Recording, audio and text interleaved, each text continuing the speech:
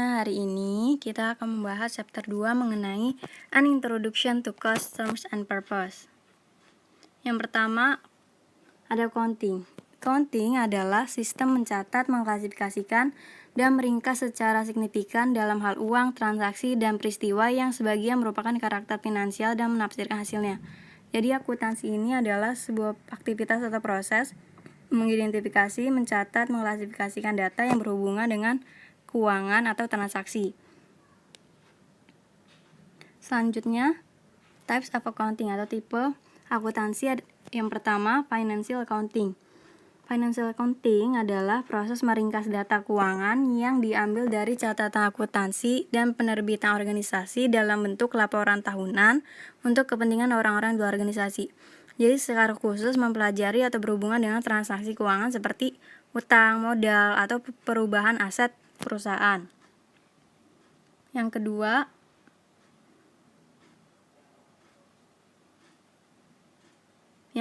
manajemen accounting.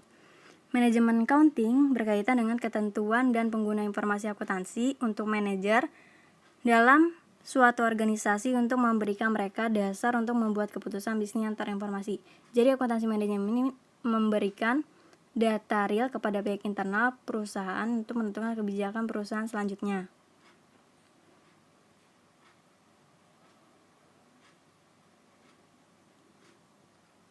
Selanjutnya cost. Cost atau biaya ini didefinisikan sebagai sumber daya yang dikorbankan untuk mencapai tujuan tertentu. Cost ada 3. Yang pertama, cost objektif. Cost objektif itu adalah segala sesuatu di mana biaya dapat dihitung dan diukur. Contohnya itu produk, servis, aktivitas, departemen, dan sebagainya. Yang kedua, actual cost. Actual cost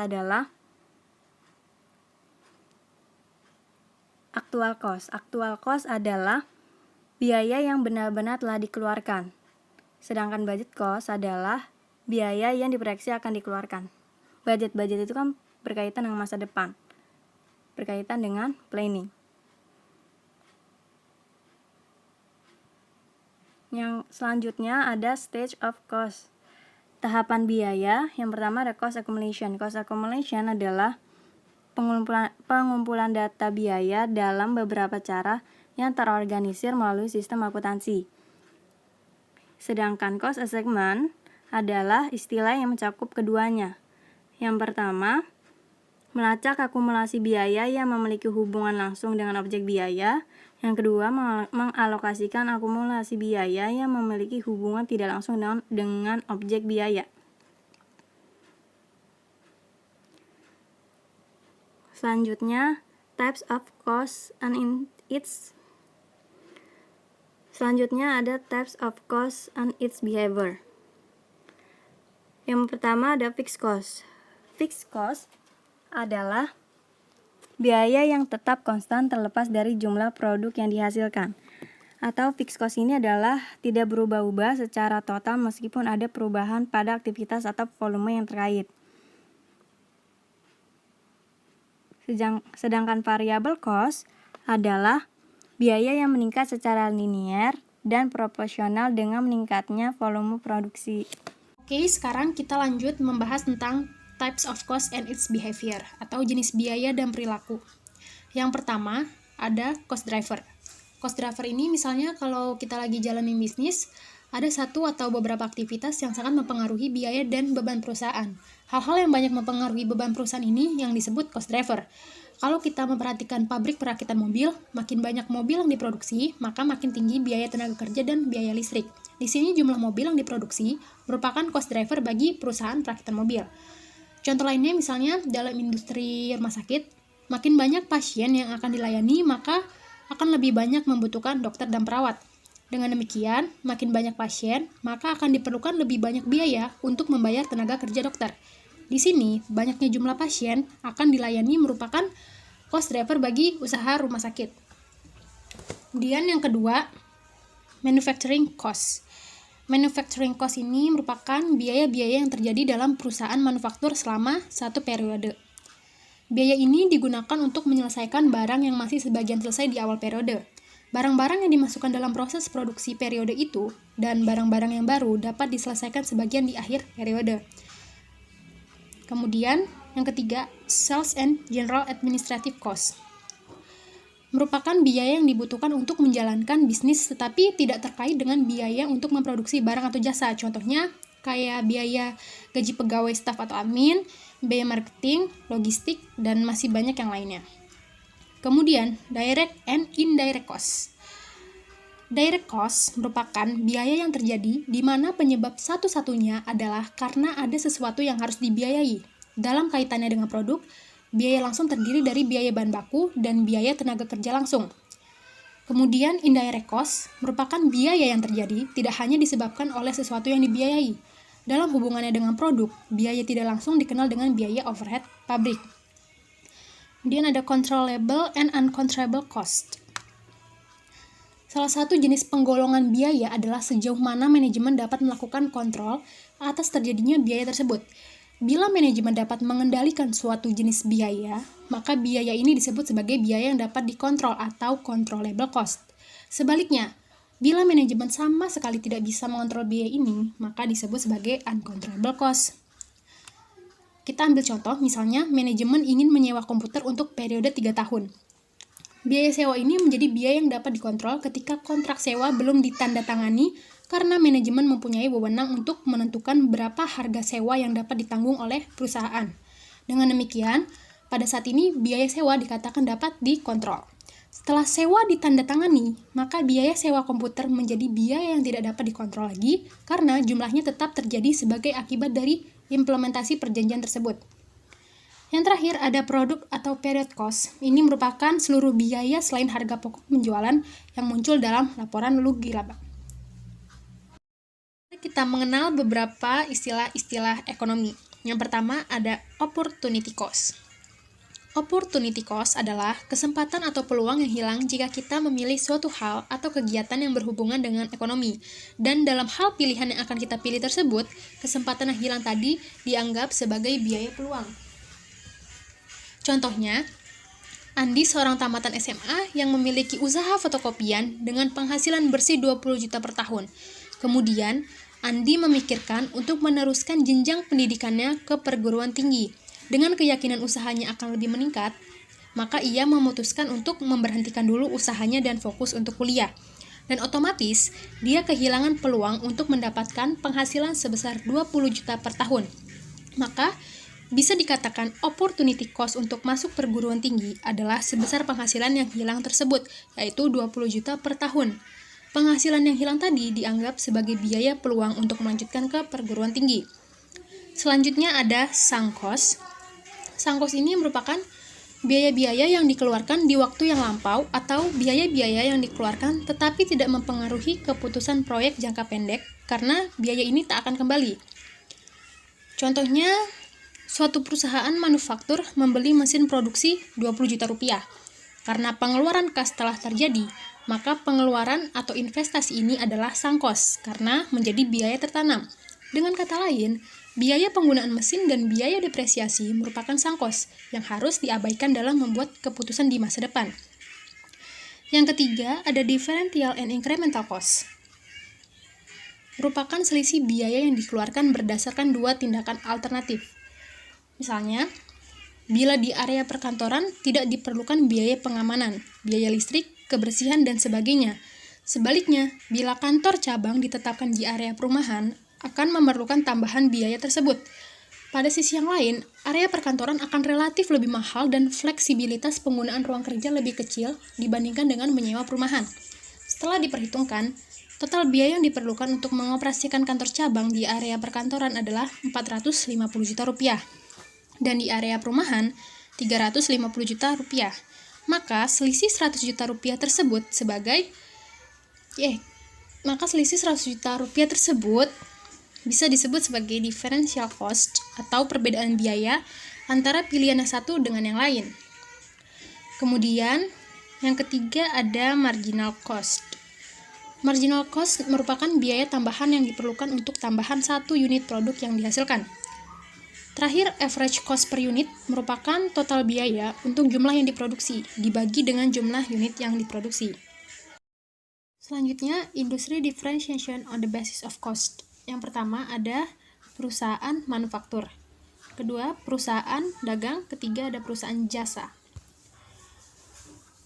Kemudian mari kita bahas tentang jenis-jenis persediaan, yaitu yang pertama ada direct material inventory atau persediaan bahan baku. Merupakan akun yang menampung jumlah dari persediaan bahan baku yang terjadi dalam suatu periode. Kemudian yang kedua, work in process inventory atau persediaan barang dalam proses. Merupakan akun yang menampung nominal persediaan yang masih diproses atau setengah jadi dalam suatu periode tertentu. Yang ketiga, finished good inventory merupakan akun yang menampung persediaan yang sudah selesai diproses dalam suatu periode tertentu. Selanjutnya, element of manufacturing cost. Ada direct material. Direct material ini adalah bahan yang menjadi bagian yang diperlukan untuk melengkapi produk jadi suatu perusahaan dan dapat ditelusuri dengan mudah ke produk jadi tersebut. Yang kedua ada direct labor, merupakan upah yang dibayarkan perusahaan kepada karyawan. Namun, pengeluaran ini termasuk segala manfaat yang diberikan kepada karyawan itu, seperti perawatan kesehatan. Yang ketiga ada manufacturing overhead, merupakan biaya produksi yang tidak masuk dalam biaya bahan baku maupun biaya tenaga kerja langsung. Apabila suatu perusahaan juga memiliki departemen-departemen lain selain departemen produksi, maka semua biaya yang terjadi di departemen pembantu tersebut, termasuk biaya tenaga kerjanya, dikategorikan sebagai biaya overhead pabrik. Biaya overhead pabrik biasanya muncul dari biaya-biaya yang harus dikeluarkan untuk pemakaian bahan tambahan, biaya tenaga kerja tak langsung, pengawasan mesin produksi, pajak, asuransi, hingga fasilitas tambahan yang diperlukan dalam proses produksi. Kemudian di dalam manufacturing overhead ada indirect material. Indirect material ini merupakan bahan pembantu, sering juga disebut dengan bahan tidak langsung. Contohnya perlengkapan pabrik seperti baut, mur, dan pelitur dalam perusahaan mebel. Yang kedua, indirect labor. Indirect labor ini adalah tenaga kerja yang tidak dapat diidentifikasikan langsung dengan barang yang dihasilkan dengan tugas atau pekerjaannya. Contohnya, gaji mandor, listrik, air, telepon, dan perbaikan dan pemeliharaan, atau repair dan maintenance. Yang terakhir, all other costs related to manufacturing. Nah, ini ada di element of manufacturing cost ini. Prime cost sama dengan direct material plus direct labor. Kemudian conversion cost sama dengan direct labor plus manufacturing overhead cost. Ini perbedaan biaya menurut GAAP. Kalau di produk cost ada direct material, direct labor, sama manufacturing overhead. Kalau di period costs ini ada selling expense, general and administrative expense.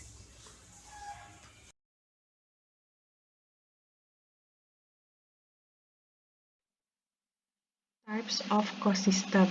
Type of cost system itu ada proses cost system. Proses cost system itu sendiri adalah biaya proses yang digunakan ketika produk diproduksi di bawah kondisi pemrosesan kontinu atau dengan metode produksi massal. Calculating cost of good manufactured. Calculating cost of manufactured itu yang pertama menghitung direct material cost-nya yang terdiri dari beginning inventory ditambah dengan raw material purchase dan hasilnya nanti jadi material available for use, lalu dikurang dengan ending inventory dan ketemu direct material use. Yang kedua ada total manufacturing cost. Total manufacturing cost itu terdiri dari hasil dari direct material use ditambah direct labor cost ditambah manufacturing overhead cost dan ketemu hasilnya total manufacturing cost. Yang ketiga ada cost of good manufactured yang terdiri dari hasil manufacturing cost ditambah beginning WIP ketemu hasilnya jadi cost of goods to be accounted dikurang ending WIP dan hasilnya nanti jadi COGM. Dan yang terakhir ada calculation of cost of Goods Sold atau COGS. Masukin dulu COGM yang hasilnya sebelumnya, terus ditambahin beginning finish good, jadi cost of goods available for sale, lalu dikurang dengan ending finish good, dan itu ketemu hasil dari COGS atau cost of goods sold. Sekian presentasi dari kami, terima kasih. Assalamualaikum warahmatullahi wabarakatuh. Di sini kami ingin mempresentasikan tentang job costing atau sistem perhitungan biaya. Job costing, pada saat penghitungan biaya produksi, ada dua sistem perhitungan, yaitu sistem perhitungan berdasarkan pesanan atau job order costing, dan juga sistem perhitungan biaya berdasarkan proses costing. Tujuan dari kedua sistem perhitungan biaya tersebut yaitu untuk memilih biaya dari barang atau jasa yang dihasilkan oleh suatu perusahaan. Sistem perhitungan biaya yang dipakai seharusnya ekonomis dalam pengoperasian. Pada saat sistem perhitungan biaya berdasarkan pesanan atau job order costing, biaya produksi diakumulasikan untuk semua pesanan yang terpisah.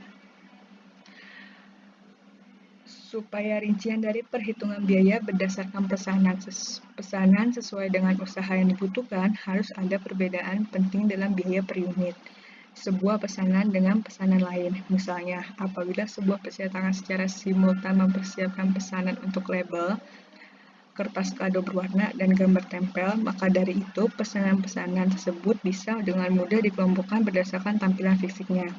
Biaya per unit dari pesanan-pesanan tersebut juga berbeda, dan perhitungan biaya berdasarkan pesanan yang dipakai. Selanjutnya ada biaya bahan baku langsung.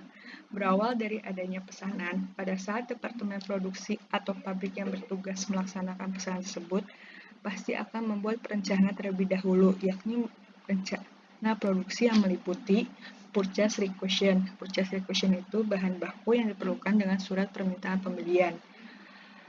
Yang kedua ada purchase order, yaitu surat permintaan pembelian ini sebagai pedoman pembelian untuk melaksanakan pesanan atau bisa juga sebagai dasar untuk mengirim order pembelian. Bahan baku langsung. Receiving report. Bagian pembelian menunjukkan bukti penerimaan bahan yang memuat jumlah kondisi barang yang diterima. Jadi mengesahkan jumlah yang diterima dan mungkin juga melaporkan hasil pemeriksaan dan pengujian. Material requisition. Bagian produksi memulai kegiatannya dengan membuat bon pengeluaran bahan. Jadi memberikan wewenang bagi gudang untuk mengirimkan jenis dan jumlah tertentu dari bahan baku ke departemen tertentu pada waktu tertentu.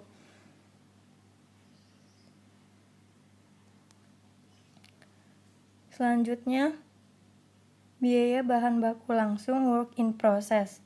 Suatu bukti untuk memindahkan biaya bahan baku langsung dari perkiraan pengendalian bahan baku ke perkiraan pengendalian barang dalam proses.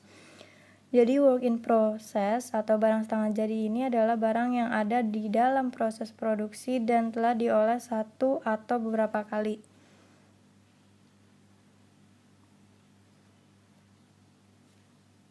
Biaya tenaga kerja langsung. Biaya tenaga kerja langsung merupakan biaya yang belum berwujud. Tidak seperti penggunaan bahan baku, maka untuk sistem ini harus dilaksanakan dengan seksama mengenai perlakuan biaya tenaga kerja langsung. Jadi dalam biaya tenaga kerja langsung, kita perlu memiliki waktu kerja dalam upah yang akan dibayarkan kepada pekerja untuk dapat menghitung biaya tenaga kerja langsung. Selanjutnya, kita bahas tentang biaya yang berhubungan dengan tenaga kerja. Yang pertama, ada jam kerja. Jam kerja adalah biaya-biaya yang dikeluarkan untuk memulai aktivitas produksi. Yang kedua, waktu nganggur. Waktu di mana sebagai akibat kerusakan mesin, kekurangan pekerjaan, atau juga kesalahan manajemen dan sebagainya. Yang ketiga, ada premi lembur, yaitu pembayaran gaji kepada karyawan sebab ia bekerja lebih dari standar yang ditentukan, atau di atas 40 jam per minggu. Yang keempat ada biaya overhead, biaya bahan tak langsung, tenaga kerja tak langsung, serta biaya-biaya pabrik lainnya yang belum secara instan diidentifikasikan atau juga dibebankan langsung pada sebuah pekerjaan. Langkah penentuan tarif biaya overhead pabrik. Pertama, tentukan BOP yang dominan jumlahnya. Selepas itu, pelajari sifat-sifat BOP dan juga kaitan erat antar sifat tersebut dengan dasar pembebanan yang digunakan. Yang kedua, adapun macam dasar pemilihan, yaitu satuan produk, biaya bahan baku, biaya tenaga kerja, dan jam tenaga kerja langsung serta jam mesin. Terima kasih.